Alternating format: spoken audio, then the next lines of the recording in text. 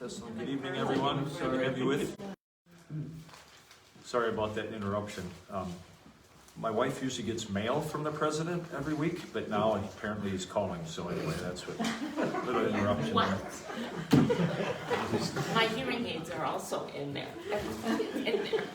All right, II Thessalonians chapter 2. Just kind of quick, bringing us up to speed. Am I loud enough? Am I too loud? My ears are being weird. I'm not loud enough? Yeah, you're good. Okay.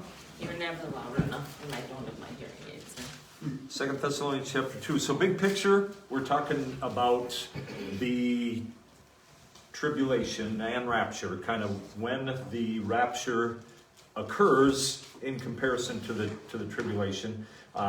Rapture, 3 different views on it. Pre-trib is before the tribulation starts. Tribulation is 7 years of God's judgment on earth. It's also a very special time for the Jews. It's called Jacob's 70th week. It's Jacob's time of trouble. It's the tribulation. It's the great tribulation. A number of different names for it. But pre-tribulation rapture is those of us that hold to the view that the church is raptured out, then the tribulation starts on earth. Mid-trib is true to its name. 3.5-year point, Christians are raptured out. That's the second view. Third view is post-tribulation. And so, big picture, we've been talking about I've been trying to demonstrate, prove to you that from Scripture that the tribulation occurs after the rapture. The rapture is first. Christians do not go through the rapture. Rapture happens, the tribulation follows. And we've looked at a number of different verses. We looked at precedents, we looked at verses, but so we've been kind of stuck in 2 Thessalonians, back and forth a little bit. But 2 Thessalonians 2, verse 2. And we've been through this a number of times, so I'm just going to ask questions. Chapter 2, verse 2. What is going on in verse 2? What were they troubled about? Paul's writing to the church of Thessalonica. What were they troubled about? What was Paul trying to have them be calm about? Probably about the rapture. About what? They missed rapture. Rapture? Okay. They thought they missed the rapture? No? No. Well, yes. I guess yes. They thought they were in the tribulation. Right. So yes. They thought they were troubled because they thought they were in the tribulation. They thought that verse number 2, the end of the verse, day of Christ is the day of the Lord. And we know from the Old Testament, day of the Lord, and from, actually, just turn back a page in your Bible, 1 Thessalonians 5. 1 Thessalonians 5, verse 2. For yourselves know perfectly that the day of the Lord so cometh as a thief in the night. So Paul was writing to encourage them. No, you didn't miss the rapture. No, you are not in the midst of the day of the Lord or the day of Christ. You're not in the tribulation. Don't be alarmed or concerned or disturbed or fearful. Verse number 3, back to 2 Thessalonians now. Give you a chance to get back there. 2 Thessalonians 2, verse 3. Let no man deceive you. So don't be alarmed, don't be concerned, don't be fearful, and don't be deceived. Because something has to happen in order for you know you're not in the day of the Lord because 2 events have not happened yet. What are they? Verse number 3. Falling away. A falling away. Okay? And just in a way, a reminder, we have in our King James, except a falling away, except there come a falling away. And actually in the Greek, it's the falling away. It has the definite article. So it is different from the apostasy, the word there is apostasy, falling away. It's different than people drifting away from the Lord. It's something distinct that people would know. This is definitely what it is, the falling away. It is something that's distinct. And then the second thing that has to happen, also in verse 3, Man of lawlessness. Sin be revealed. the man of sin will be revealed.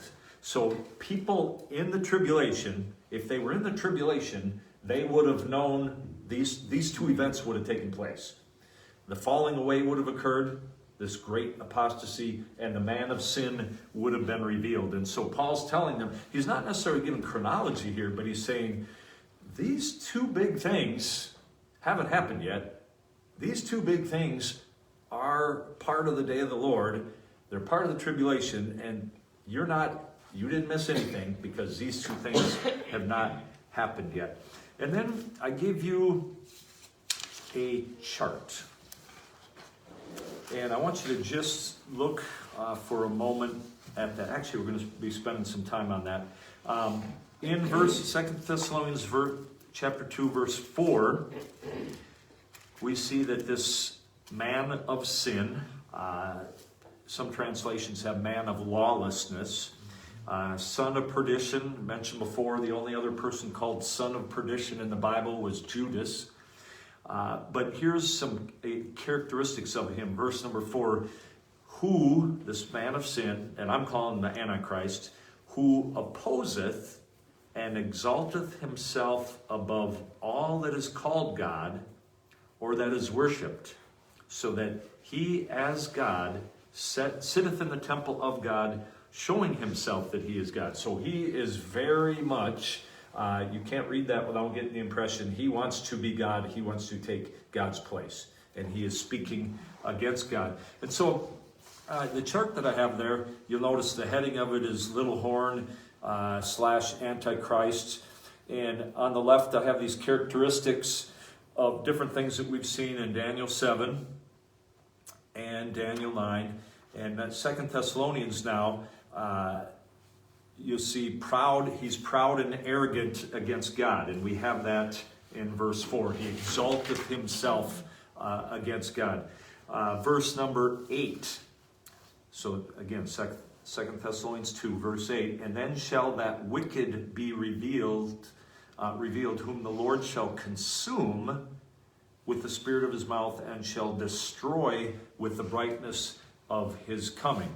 So again, on the left-hand side, we saw that in Daniel 7, that the kingdom of the Antichrist would be destroyed. We see that here in 2 Thessalonians 2, verse 8. Sets himself up in the temple. Look at verse number 9. Even him, so it's talking about the wicked one. It's talking about the man of sin. Talking about the one who is against God. Verse number 9 says, even him whose coming is after the working of Satan, with all power and signs and wonders. So he is empowered by Satan. The work that he does, the Antichrist, is behind it is the power of Satan. And then he's actually able to do signs and wonders. So what we're going to do now, and this is a little bit different than what we've done before, but I want us to turn to Revelation 13, and what we're going to do is kind of as a group fill out that column on the right. We're going to look at the characteristics on the left, and are there, Revelation 13, we're going to go through 1 through 10, and we're going to see how much of this right-hand column we can fill in.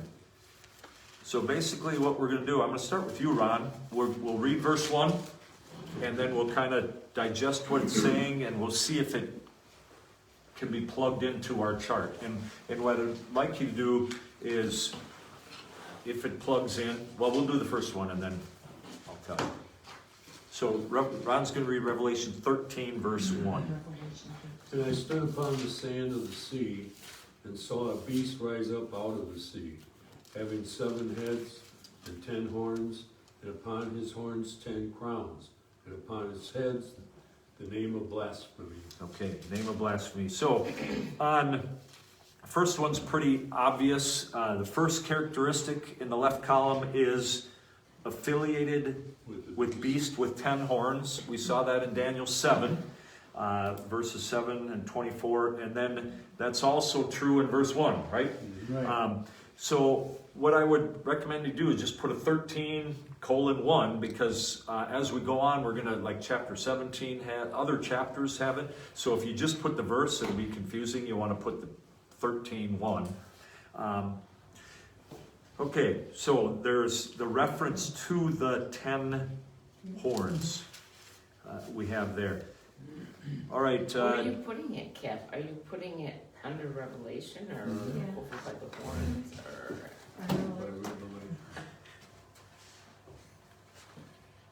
Yeah. Yeah. Okay.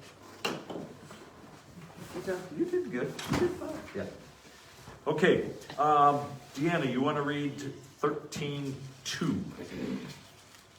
And the beast which I saw was like unto a leopard, and his feet were as the feet of a bear, and his mouth as the mouth of a lion.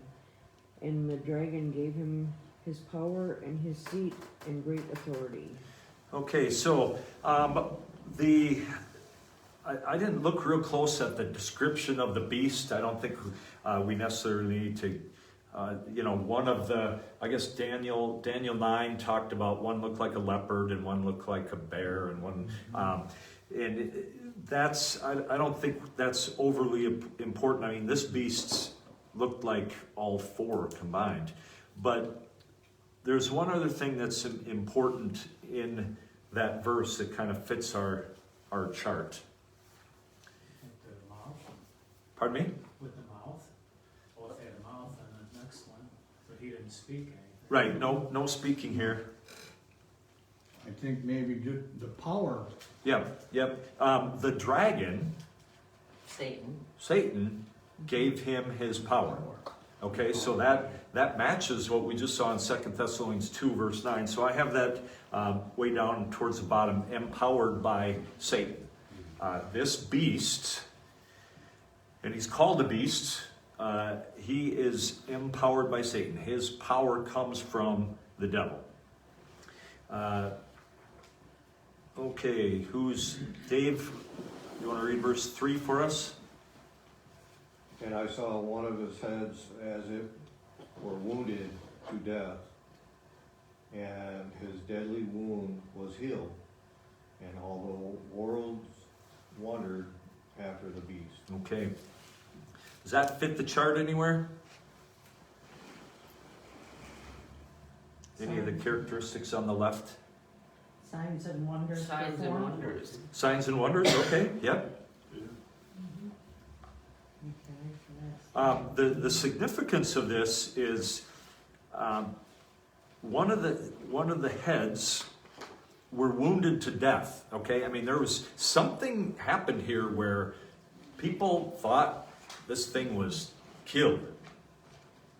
It was dead. It was wounded to death.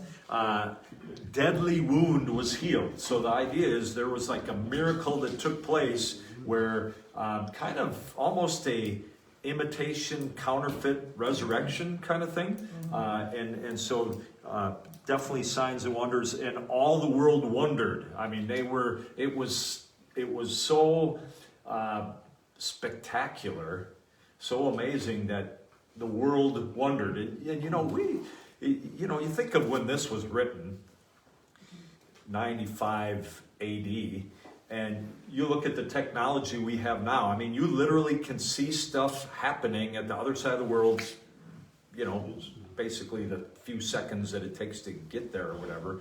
And so there are things that are going to happen that the whole world is going to know about basically instantaneously.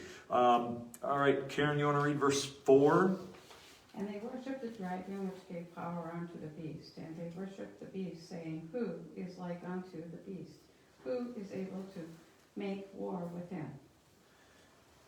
Okay, that fit our chart anywhere?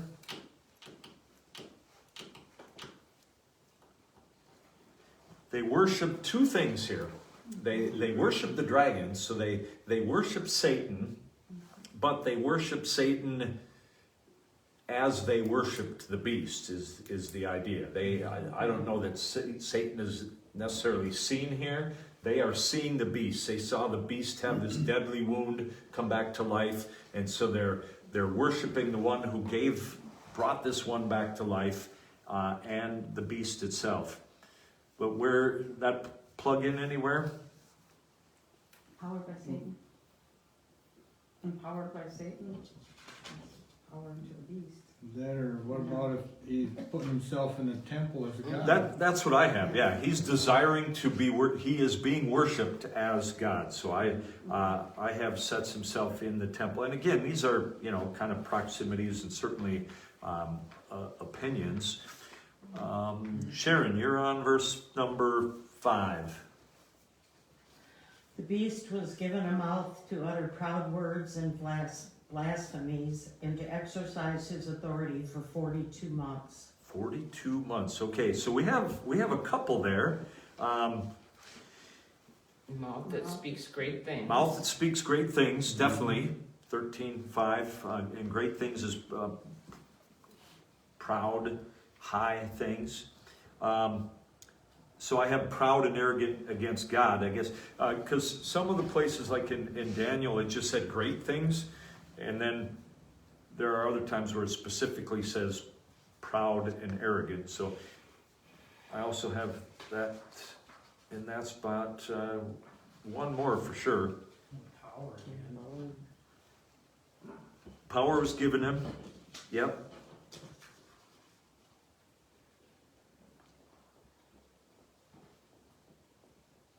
And there's significance in the length. Verse 5. 42 months Yeah. is 3.5 years. It's another way of saying 3.5 years. So I down there reference, kind of the middle of the chart on the left, reference in some way to 3.5 years. So 13:5, 42 months. Revelation has another place where it gives the days, 1,260 days or something like that, if I remember right. Okay, who's next with verse 6? Bev, verse number 6. In his mouth to blasphemy against God, to blasphemy his name and his tabernacle, and them that dwell in heaven. Okay, so we certainly have, again, speaking proud and arrogant things against God. You think of this, blasphemy against God, blaspheme his name, his tabernacle, and them that dwell in heaven. Verse 6. So he's, just bent on being against God. Verse 7. Art. Verse 7. And it was given unto him to make war with the saints, and to overcome them. And power was given him over all kindreds and tongues and nations.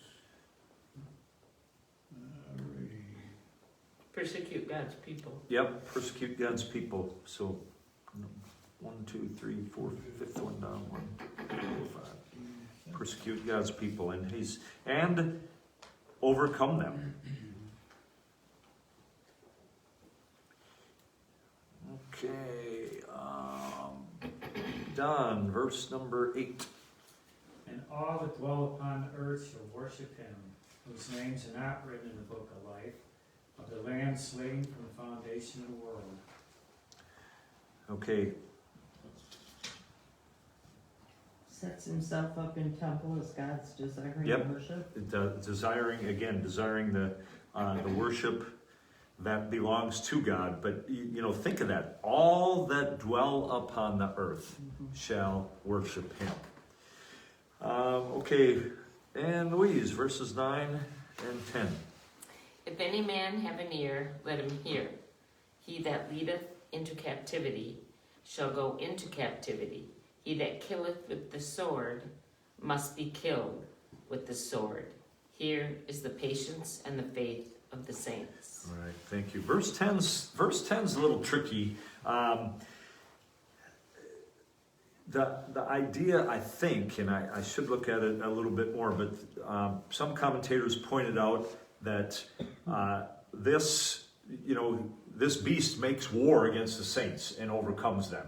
And so the idea, I think, in verse 10 is he leads people into captivity, but he himself is going to be captured. He kills with the sword, but he is going to be killed with the sword. And then that's the patience and the faith of the saints, is the belief that God will wrong the rights and fix things. So that's kind of the idea there. What I want to do now is just go over, in case you missed one, or I'll give you what I have. So the very first one, affiliated with beasts with 10 horns, is 13:1. Mouth that speaks great things is 13:5. Next one was blank. Proud and arrogant against God is 13:1, 5, and 6. Persecute God's people is 13:7. Reference in some ways to 3.5 years is 13:5. Next one is skipped. Sets himself in temple as God desiring worship is 13:2, 4, and 8. And what? 2, 4, and 8. And then pardon me? You said will be destroyed by God and or God's kingdom. You said that was blank. Wasn't that 13:9 and 10 that I read? Well, He's going to be killed by the sword? Possibly. Yeah. Again, I'm not 100% on that verse, but I think that's, obviously if it does mean the killer will be killed, then that certainly fits there. We're going to look at some other chapters in Revelation later, and we'll see very distinct where it specifically says the beast is thrown into the lake of fire. So we certainly, okay, 13. So will be destroyed by God. You can put 13:10 there with a question mark. No. Empowered by Satan is 13:2. I think I gave you that one. And then signs and wonders performed is 13:3. Want to do one more thing here before we're done. I want to. So you kind of read it, we went through it, but I want to really kind of digest look at how much there's an emphasis on the authority and the power of this beast. Okay? Verse 2, dragon, Satan, gave him his power, his seat, and great authority. And so, when you think of power, and sometimes in the Bible, power is strength, and sometimes it's authority. When Jesus said, I'll give you an example, all power is given unto me in heaven and earth, go ye therefore. Well, all power there is not, I'm strong, I can breathe people away. It's not that. It's all authority is given unto me in heaven and earth. But this verse has both. It has power in the sense of might and strength, and it also has authority. His seat, what is that? World ruler, who certainly could be. So Satan gives him power, seat, and authority. Verse number 3, we talked about that, where one of the heads were wounded, and all the world wondered. So what I'm getting at is the impact that this being has over the entire world at that time. The authority, power, all the world wondering after him. Verse 4, they worship the dragon and they worship the beast, and their attitude was like, who is like the beast? no, when the question is like that in the Bible, it's not, oh, let's try and find out. It's, there is no one like this. It's not an investigation. It's, wow, no one can match this beast. Who is able to make war with him? And given unto, verse number 7, and he makes war. It's given unto him to make war with the saints. I think that's important to not go too quickly past that. It was given to him to make war. God gave permission. It's not he took. It's God gave permission for the beast to fight with the saints and to overcome them. I think saints here, and again, we'll look at this more. At some point, we will get to going through the tribulation in detail. So we're kind of getting bits and pieces with the focus on the Antichrist. But I know I think I've shared this with you before. There's some verses in the Old Testament where, let's turn to Revelation 19 real quick.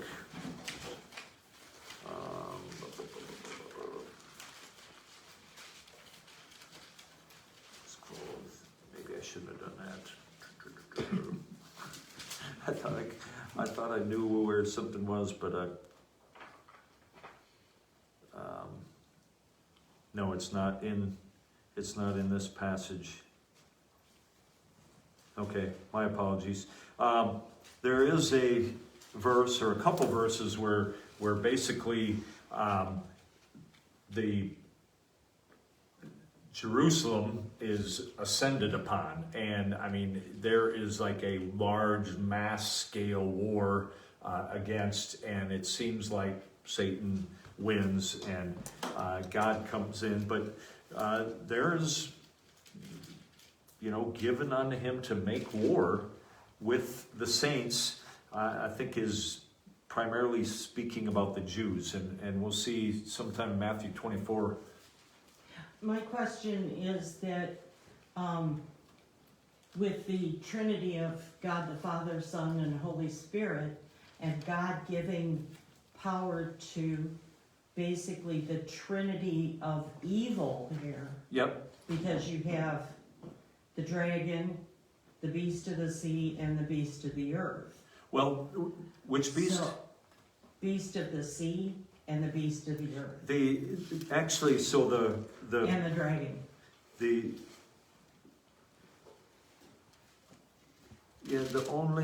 I'm not sure where the beast of the sea becomes the beast of the sand.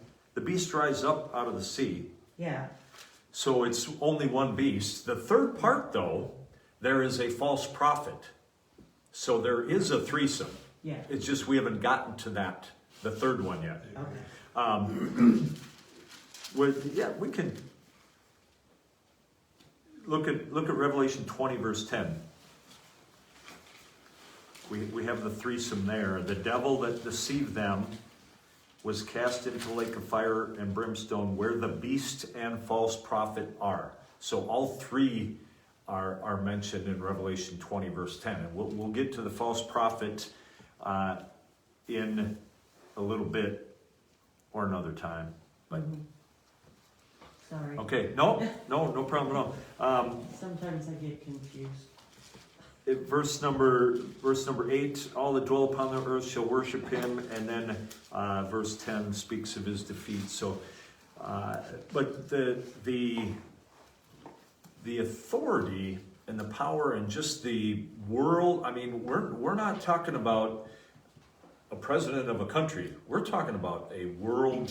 Someone that the whole world goes after. And you think of where we are now. I told Louise, I'm like, oh boy, now France and Germany just locked their countries down again, and it's like, when you think of what this has done, the pandemic, and how easy it seems like that someone could raise their hand and say, I got the vac, I got everything. You know, I mean, Yeah.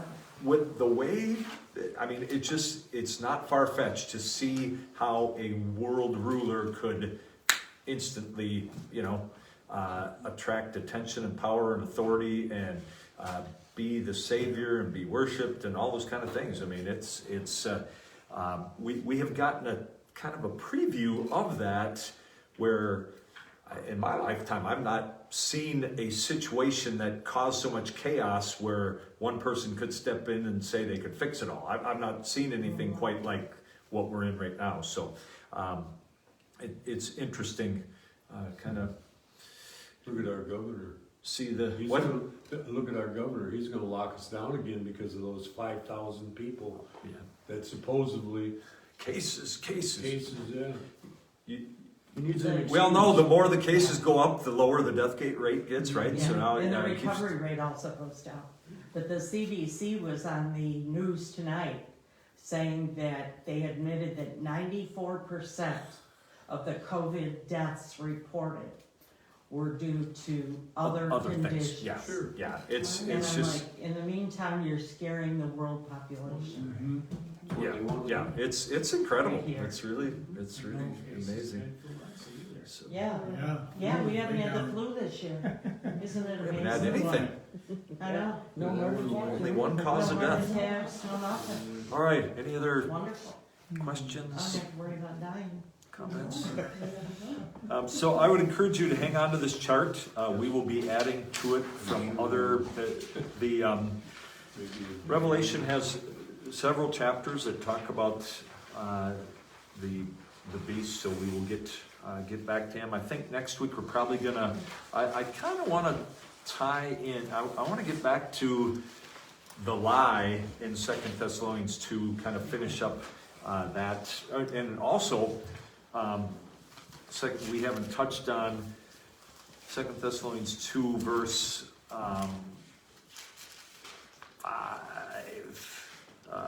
6, and now ye know what withholdeth, that he might be revealed in his time. For the mystery of iniquity doth already work, only he who now letteth will let. And what is that all about? So anyway, Art, you want to hit the button there? Good night, everybody. Thanks for joining us. Good night.